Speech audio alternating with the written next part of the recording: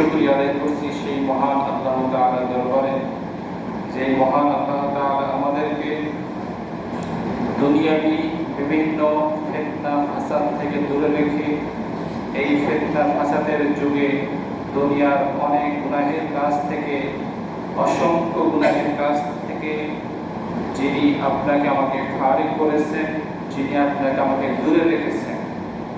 বিশেষ করে নামাজ না পড়ার একটি বিশাল বড় কবিরা গুনাহ, এই কবিরা গুনাহ থেকেও আপনাকে আমাকে মহান আল্লাহ সুবহানাহু ওয়া তাআলা হেফাজত করেছেন, ফারিগ রেখেছেন। কেননা আপনি আমি যদি আল্লাহর ঘর মসজিদে নামাজে না আসতাম, তাহলে আপনি আমি গুনার মধ্যে নিমজ্জিত থাকতাম, গুনার মধ্যে আপনি আমি অন্তর্ভুক্ত থাকতাম। কিন্তু আল্লাহ পাক রব্বুল আলামিন আপনাকে আমাকে গুনাহ থেকে হেফাজত করেছেন এবং আজকের জুমার ফরজ নামাজ সহ, সুন্নতে মুআক্কাদা নামাজ সহ আরো অন্যান্য আমল সহ যিনি আপনাকে আমাকে আজকের এই পরিপূর্ণ পশ্চিম পাড়া বাইতুল জামে মসজিদে এসে কিছু কথা কোরআন সুন্নাহ থেকে শোনার তৌফিক দিয়েছেন। এজন্য আমরা সেই মহান রব্বুল আলামিনের দরবারে শুকরিয়া জ্ঞাপন করছি। সকলে বলি আলহামদুলিল্লাহ। আমরা শুকরিয়া আদায় করলাম সেই মহান আল্লাহ সুবহানাহু ওয়া তাআলা। শুকরিয়া আদায় করলে শুধুমাত্র কেবলমাত্র একমাত্র খুশি হয় সেই মহান আল্লাহ সুবহানাহু ওয়া তাআলা। আর শুকরিয়া আদায় করলে মেনে নিতে পারে না, খুশি হতে পারে না, কখনো এটাকে খুশি মনে গ্রহণ করতেও পারে না, সে হচ্ছে ইবলিস শয়তান। তো ইবলিস শয়তান, আমরা যেগুলো করলে ইবলিস শয়তান নারাজ হবে, যে কাজগুলো ইসলামের দৈনন্দিন দৈনন্দিন যে সমস্ত আমল আছে, সমস্ত আমলের মাধ্যমে কোরআন সুন্নাহর মধ্যে যে সমস্ত বিধিবিধান রয়েছে, সমস্ত বিধিবিধান করার মাধ্যমে ইবলিস শয়তানকে নারাজ করতে হবে। এটা হলো আপনার আমাদের সকলের জন্য একান্ত কর্তব্য। এখন আপনি নামাজে এসেছি, কিসের নামাজ পড়ার জন্য এসেছি? জুম্মার নামাজ পড়ার জন্য এসেছি। এই জুম্মার নামাজ পড়তে এসেছি এই কারণে শয়তান আমাদের উপর কি হয়েছে? নারাজ হয়েছে। কেননা শয়তান আমাদেরকে ওয়াসওয়াসা দিয়েছে যে আজকে শুক্রবার, আজকে জুম্মায় যাওয়ার দরকার নাই, আগামী জুম্মায় যাও, বা একটু পরে গোসল করো, মাঠে আসো, মাঠে কাজ করো, সময় তো আছে, এখনো 20 মিনিট সময় আছে। এরকম ভাবে বিভিন্ন ওয়াসওয়াসায় ফেলে, বিভিন্ন লোভে ফেলে আপনাকে আমাকে নামাজ তথা আমল থেকে, ফরজ ইবাদত থেকে দূরে রাখার জন্য চেষ্টা করে। কিন্তু হয়তোবা এখন আমরা যারা উপস্থিত হয়েছি, শয়তান আমাদের সঙ্গে মোকাবেলা করে বিজয় অর্জন করতে পারে না। আজকে তারাই বিজয় অর্জন করতে পেরেছে যারা আল্লাহর ঘর মসজিদে নামাজ পড়ার জন্য আসতে পেরেছে। এজন্য যিনি আপনাকে আমাকে নামাজ পড়ার জন্য আসার তৌফিক দিলেন, আমরা সেই মহান মালিকের দরবারে শুকরিয়া আদায় করছি। সকলে করি আলহামদুলিল্লাহ। নবীজির প্রতি আমরা সকলে দরুদ এবং সালাম পাঠ করছি, যার মাধ্যমে ইসলাম পেয়েছি, দিন পেয়েছি। ইসলাম যে একটি শান্তির ধর্ম তা আমরা খুঁজে পেয়েছি।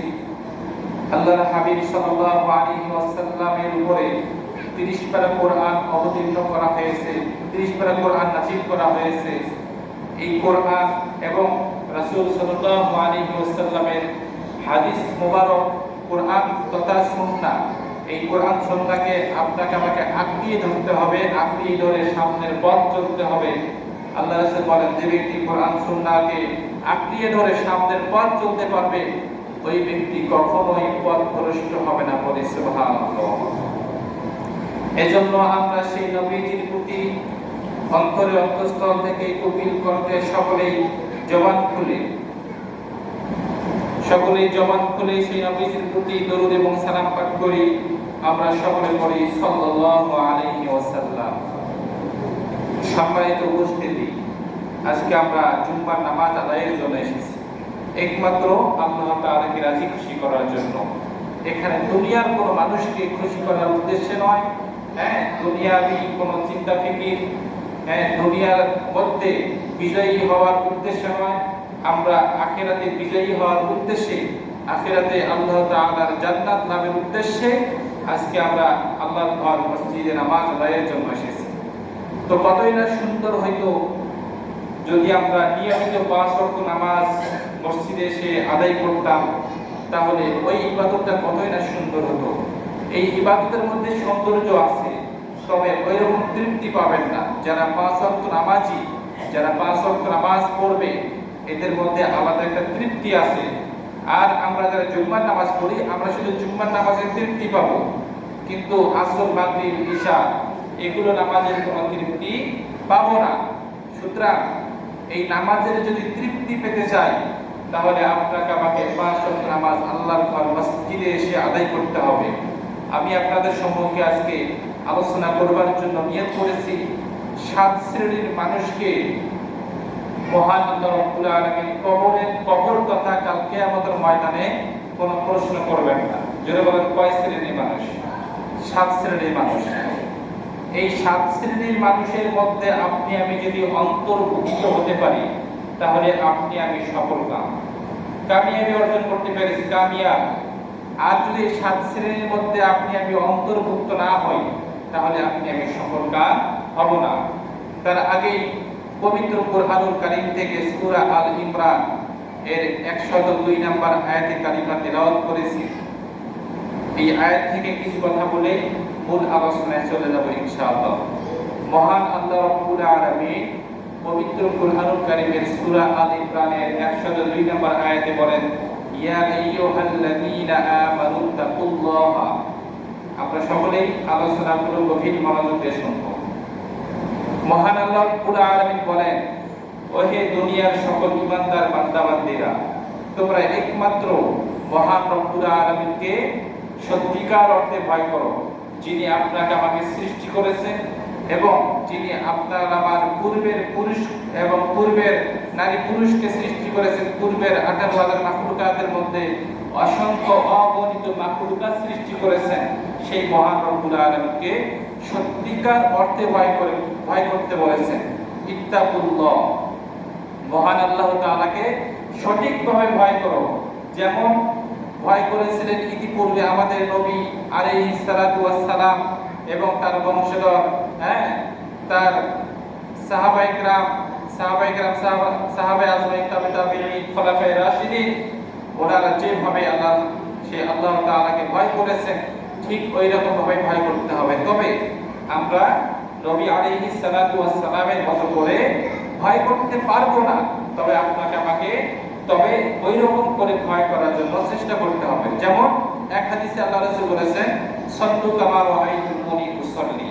তোমরা নামাজ পড়ো ওইভাবে যেভাবে রাসূল সাল্লাল্লাহু আলাইহি ওয়াসাল্লামকে নামাজ পড়তে দেখেছো। আসলে আমরা কি ওইভাবে নামাজ পড়তে পারবো না, কিন্তু আপনাকে আমাকে ওইভাবে নামাজ পড়ার জন্য চেষ্টা করতে হবে, জিহাদ করতে হবে, চেষ্টা করতে হবে। কিন্তু আমাদের মধ্যে যদি এই সামান্যতম চেষ্টাও না থাকে, তাহলে আমি রাসূল সাল্লাল্লাহু আলাইহি ওয়াসাল্লামের আমরা সেই নবীর উম্মত হয়ে দাবি করি কিভাবে? এইজন্য বলা হয়েছে, ইত্তাকুল্লাহ, আল্লাহ তাআলাকে সঠিকভাবে ভয় করো, যেমন ভাবে ভয় করেছিলেন নবী আলাইহিস সালাতু ওয়াস সালাম, ওইরকম ভাবে ভয় করতে পারবো না, তবে চেষ্টা করতে হবে। এরপরে বলা হয়েছে, ওয়ালা তামুতুন্না, মৃত্যুবরণ করিও না ইল্লা ওয়া আনতুম মুসলিমুন, যতক্ষণ পর্যন্ত তুমি পরিপূর্ণ মুসলিম হতে পেরেছো। যতক্ষণ পর্যন্ত পরিপূর্ণ মুসলিম না হতে পেরেছো, ততক্ষণ পর্যন্ত অন্ধকার কবরে আসিও না। তবে অমুসলিম অবস্থায় গুনার ভান্ডার, গুনার বোঝা মাথায় নিয়ে যদি অন্ধকার কবরে যায়, তাহলে কবরের 2 পাশের মাটির চাপ এবং কবরের মধ্যে যে ভয়ঙ্কর শাস্তিগুলো আছে, এই শাস্তি থেকে আপনি রক্ষা পাবো না। কবরে জিন্দেগিতে প্রশ্ন করব যে আমাকে কেউ দুনিয়ার জমিনে এই বিষয়ে নসিহত করে নাই, তখন এই পবিত্র কোরআনের সূরা আল ইমরানের 102 নম্বর আয়াত কারিমা তেলাওয়াত, ওখানে কথা বলবেন যে দুনিয়ার জমিনে রাসূল সাল্লাল্লাহু আলাইহি ওয়াসাল্লামের উপর আমাকে নাযিল করা হয়েছে, সৃষ্টি করা হয়েছে। এই ব্যক্তি শুনেছে, এরপর আমল করার জন্য কোনো চেষ্টা করে নাই, সুতরাং এই ব্যক্তির জন্য জাহান্নাম অবধারিত। সুতরাং পরিপূর্ণ মুসলিম হয়ে আপনাকে আমাকে অন্ধকার কবরে প্রবেশ করতে হবে। আল্লাহ রাসূল বলেন, মান তারাকাস সালাতা মুতাআম্মিদাতান ফাকাদ কাফারা। হাদিসের অর্থ, কাফির মুসলিম এর মধ্যে পার্থক্য হচ্ছে নামাজ। অর্থাৎ যারা হিন্দু ওনারা নামাজ পড়ে না, যারা মুসলিম তারা 5 ওয়াক্ত নামাজ পড়ে। আজকে আমরা যারা 5 ওয়াক্ত নামাজ পড়ি না, আমি তাদেরকে অমুসলিম বলছি না, তবে হাদিসের অর্থটা আপনাকে বুঝতে হবে। হাদিসের অর্থ আপনি আমি যদি বুঝতাম, তাহলে আজকে নামাজ ছেড়ে দেওয়ার কোনো চিন্তা ফিকির করতাম না। মহান আল্লাহ তাআলা আমাদের সকলকে 5 ওয়াক্ত নামাজ মসজিদে এসে আদায় করার তৌফিক দান করুন, সকলে পড়ে আমিন। তাহলে আমি যেটা বলতেছিলাম, কয় শ্রেণীর মানুষকে কবরে প্রশ্ন করা হবে না? 7 শ্রেণীর মানুষকে। আলোচনাগুলো পারলে নোট করে রাখবেন, মুখস্থ করবেন, নিজের বাস্তব জীবনে আমল করার জন্য চেষ্টা করবেন। 1 নম্বরে বলা হয়েছে, ওই ব্যক্তি যে ব্যক্তি দুনিয়ার জমিনে সর্বদা সত্যের পথে চলেছে, সত্য কথা বলেছে, সত্যের পথে চলে, সত্যের সঙ্গে চলে, ইসলামের যে সমস্ত বিধিবিধান আছে এই সমস্ত বিধিবিধান মেনে চলেছে। মূল কথা হচ্ছে সত্য কথা এবং সত্যের পথে চলা। দুইটা শব্দ বলেছে, সত্য কথা বলা, সত্যের পথে চলা। যারা সত্যের পথে চলবে এবং সত্য কথা বলবে, মহান আল্লাহ তাআলা বলে ওই ব্যক্তির কবরের জিন্দেগি তথা কাল কিয়ামতের ময়দানে কোনো প্রশ্ন হবে না, বলে সুবহানাল্লাহ। তাহলে সত্যবাদী কারা? আল্লাহর নবী সাল্লাল্লাহু আলাইহি ওয়াসাল্লাম ওনার 65 বছরের জিন্দেগিতে উনি কোনো একটা মিথ্যা কথা বলেন নাই, এরকম প্রমাণ কারো কাছে নেই। এইজন্য আল্লাহ রাসূল সাল্লাল্লাহু আলাইহি ওয়াসাল্লামকে বলা হয়েছে আল আমিন, অর্থাৎ বিশ্বাসী। যেমন হযরত আবু বকরের নাম ছিল শুধু আবু বকর, কিন্তু আবু বকর সত্যের পথে চলার কারণে, সত্য কথা বলার কারণে, সত্যের পথে চলে মানুষকে ইসলামের বিধিবিধান মেনে চলার আহ্বান করার কারণে আবু বকরের শেষে একটি শব্দ যোগ করা হয়েছিল সিদ্দিক। এই জন্য আমরা অনেকেই এই তালিমের কিতাবের মধ্যে পড়ে থাকি যে আবু বকর সিদ্দিক। কথা বলা ঠিক কিনা? আর আবু বকর সিদ্দিক এই কারণে তাকে সিদ্দিক নামটি উপাধি দেওয়া হয়েছিল, কেননা সে ব্যক্তি সত্যের পথে চলেছে এবং সত্যের পথে চলে মানুষের সঙ্গে সত্য কথা বলেছেন। এই জন্য বলা হয়েছে সিদ্দিক শব্দের অর্থ হচ্ছে সত্যের সত্যায়নকারী। তাহলে 1 নাম্বার, যে ব্যক্তি সত্য কথা বলে, সত্যের পথে চলবে, ওই ব্যক্তির কবর তথা কাল কিয়ামতের ময়দানে কোনো প্রকার প্রশ্ন হবে না। তাহলে আমরা এখনো যারা মিথ্যার মধ্যে ডুবে আছি, মিথ্যার মধ্যে অন্তর্ভুক্ত আছি, এই মিথ্যা থেকে আমাকে বেরিয়ে আসতে হবে। বেরিয়ে এসে আমাকে সত্য কথা বলতে হবে, সত্যের কথায় চলতে হবে। 2 নম্বরে বলা হয়েছে আর্মি, মিডিয়া, র‍্যাব যারা পুলিশ, বিভিন্ন বাহিনীতে যারা চাকরি করে, দেশের সম্পদকে রক্ষা করার জন্য যারা বাহানা দেয়, আল্লাহ তাআলা বলে ওই ব্যক্তির কবর তথা কাল কিয়ামতের ময়দানে কোনো প্রকার প্রশ্ন হবে না, বলে সুবহানাল্লাহ। তাহলে যারা আর্মি, মিডিয়া, র‍্যাব এরা দেশের সম্পদকে রক্ষা করার জন্য, দেশের মধ্যে কোথায় মারামারি হচ্ছে, কোথায় কি হচ্ছে, এগুলোকে দমন করার জন্য আর্মি, মিডিয়া সব সময় নিয়োজিত। কিন্তু এই আর্মি, মিডিয়া যদি ইসলামের কথা মেনে চলে, ইসলামের হুকুমিয়াত মেনে চলে, তাদের জীবন দশায় ভালোভাবে ইসলামিক নিয়ম অনুযায়ী খেদমত করতে পারে, দেশের সম্পদকে রক্ষা করার জন্য বন্দুক নিয়ে যে সমস্ত র‍্যাব, যে সমস্ত আর্মি, মিডিয়া, বিজিবি মনে করেন যে বিভিন্ন জায়গায় দাঁড়িয়ে থাকে দেশের সম্পদকে রক্ষা করার জন্য, ওই ব্যক্তিকে কাল কিয়ামতের ময়দানে তথা কবরে কোনো প্রকার প্রশ্ন করা হবে না। আর কাল কিয়ামতের ময়দানে 2 শ্রেণীর মানুষকে জাহান্নামের আগুন স্পর্শ করবে না। জোরে বলেন, কয় শ্রেণী? 2 শ্রেণীর মানুষকে। 1 নম্বরে বলা হয়েছে ওই সীমান্ত প্রহরী ব্যক্তি যারা রাতের ঘুম হারাম করে দেশ রক্ষার জন্য সীমান্তে নিয়োজিত ছিল, দেশের সম্পদকে রক্ষা করার জন্য বন্দুক নিয়ে দাঁড়িয়েছিল। ওই ব্যক্তির চোখের সহযোগিতায় বন্দুক নিয়ে দাঁড়িয়ে থেকে দেশের সম্পদকে রক্ষা করেছে, ওই ব্যক্তির চোখ কখনো জাহান্নামের আগুন স্পর্শ করবে না। 2 নম্বরে যারা সর্বদা সত্য কথা বলে মহান রব্বুল আলামিনকে সঠিকভাবে ভয় করেছে, মহান আল্লাহ তাআলা সঠিকভাবে ভয় করে রাতের অন্ধকারে গুনাহ করার সময় মহান আল্লাহ সুবহানাহু ওয়া তাআলাকে ভয় করে, যখন গুনাহ করে তখন মনে করে যে মহান রব্বুল আলামিন সবকিছু দেখছেন। এই রাতের অন্ধকারে আমার মনে হচ্ছে যে এখানে গুনাহ করার সময়, এখানে জিনা করার সময় এখানে দুনিয়ার কোনো ব্যক্তি নাই, এই অন্ধকারে কে দেখতে পাবে? ওই মুহূর্তে ওই ব্যক্তি যদি মনে করে যে মহান আল্লাহ তাআলা কি করে দেখতেছেন, এই কথা মনে করে ওই ব্যক্তি যদি ওই গুনাহ থেকে দূরে থাকে, তাহলে ওই ব্যক্তিকে মহান আল্লাহ রাব্বুল আলামিন কাল কিয়ামতের ময়দানে জাহান্নামের আগুনকে স্পর্শ করতে দেবেন না, বলি সুবহানাল্লাহ। এরপরে 4 নম্বরে বলা হয়েছে দ্বীন কায়েমের জন্য যারা শহীদ হয়, দ্বীন কায়েমের জন্য যারা শহীদ হয়, এদের রক্ত আল্লাহর জমিনে পড়ার আগেই মহান আল্লাহ পাক রব্বুল আলামিন তাদের জীবনের সমস্ত গুনাহ আল্লাহ তাআলা maaf করে দিয়েছেন, জোরে বলি সুবহানাল্লাহ। তাহলে দ্বীন কায়েমের জন্য যারা শহীদ হয়, এই শহীদদেরকে কাল কিয়ামতের ময়দানে, কবর তথা কাল কিয়ামতের ময়দানে কোনো প্রকার প্রশ্ন করা হবে না। 5 নম্বরে বলা হয়েছে, 4 নম্বর বললাম না, 5 নম্বরে বলা হয়েছে যে ব্যক্তি সালাতুল ইশার নামাজের পর শোয়ার আগে সূরা মুলক তিলাওয়াত করবে, সেটা 29 নম্বর পারায় আছে।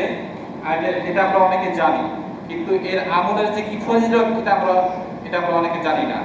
যে ব্যক্তি ইশার নামাজের পর শোয়ার আগে সূরা মুলক তিলাওয়াত করবে, কাল কিয়ামতের ময়দানে তথা কবরে, ওই ব্যক্তির কবরে কোনো প্রকার আযাবের ফেরেশতা প্রবেশ করতে পারবে না এবং কোনো প্রকার প্রশ্ন হবে না, বলি সুবহানাল্লাহ। এখানে একটা কথা বুঝে নেবেন, এখানে বলা হয়েছে ইশার নামাজের পর, অর্থাৎ ইশার নামাজ পড়তে হবে। আপনি যদি মনে করেন যে আমি সূরা মুলক পড়ব আর আমার কবরে কোনো আযাবের ফেরেশতা আসবে না, অথচ আপনি নামাজ পড়বেন না, ওই ব্যক্তির জন্য এই আমল নয়।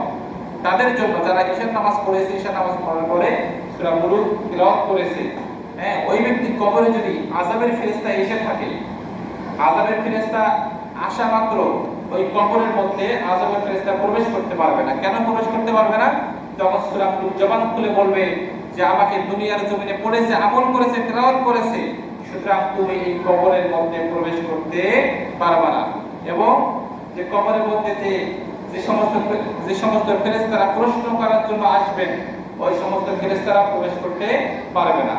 6 নম্বরে বলা হয়েছে যে ব্যক্তি জুম্মার দিন মৃত্যুবরণ করবে, ওই ব্যক্তির কবরের মধ্যে কোনো প্রশ্ন হবে না। এখন বেনামাজি ব্যক্তি যদি জুম্মার দিন মৃত্যুবরণ করে, ওই ব্যক্তির কবরে কি প্রশ্ন হবে না? হবে। এগুলো শুধু নামাজি ব্যক্তিদের জন্য বলা হয়েছে। তাহলে আমাদের সকলের, আমরা যদি কবরের জিন্দেগিতে প্রশ্ন থেকে, কবরের ভয়ঙ্কর প্রশ্ন থেকে বাঁচতে চাই, তাহলে আপনাকে আমাকে কি আমল করতে হবে?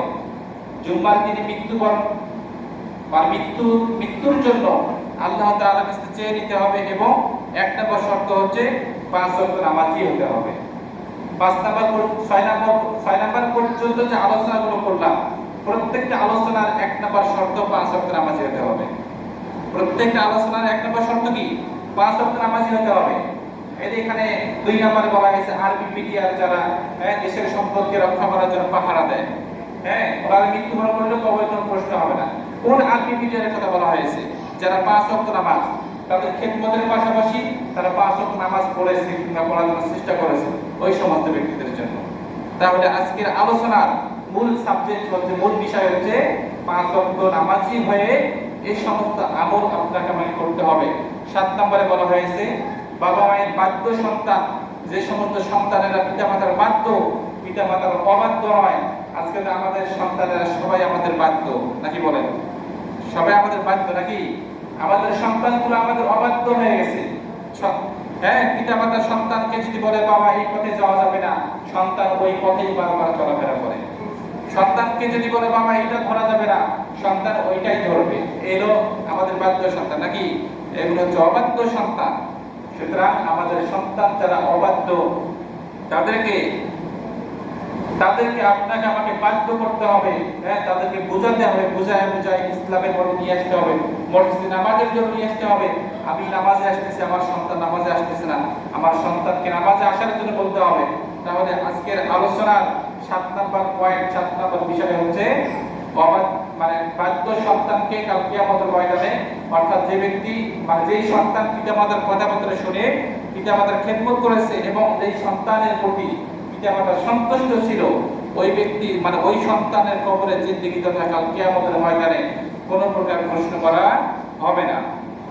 আজকে যতটুকু আলোচনা করলাম, এই আলোচনাগুলো আপনি আমি আমরা সকলেই মেনে চলার জন্য চেষ্টা করব, এবং যেটা যেটা কথা না বললেই নয়, এত বড় সমাজ ফজরের জামাতের মধ্যে 50 জন একজন পেলাম না, অথচ এখানে আমার আসা প্রায় 1.5 বছর হয়ে যাচ্ছে। ফজরের জামাতে একজন 50 জন পেলাম না, 30 জনও পেলাম না। হ্যাঁ, পেয়েছিলাম কোন দিন? ঈদের দিন পেয়েছিলাম, শবে বরাতের দিন পেয়েছিলাম, না শবে বরাতের দিন পাই, শবে বরাতের পেয়েছিলাম ঈশার নামাজ। তবে আপনাকে আমাকে আমাদের সকলকে 5 ওয়াক্ত নামাজি হতে হবে, কেননা আল্লাহ রাসূল বলেন আউয়ালু মা ইউহাসাবু বিল আবদু ইয়াওমাল কিয়ামাতিস সালাত। কাল কিয়ামতের ময়দানে আগে আপনাকে আমাকে নামাজের বিষয়টাই প্রশ্ন করা হবে, বান্দা তুমি কি নামাজ পড়েছো? নামাজ না পড়লে কি হিসাব দেব? সুতরাং 5 ওয়াক্ত নামাজ আল্লাহর মসজিদে এসে আদায় করুন। এত বড় সমাজ থেকে যদি ফজরের নামাজে 20 জন মুসল্লি না আসে, তাহলে এর থেকে লজ্জাজনক বিষয় আর কিছু হতে পারে না। মহান আল্লাহ রাব্বুল আলামিন আমাদের সকলকে 5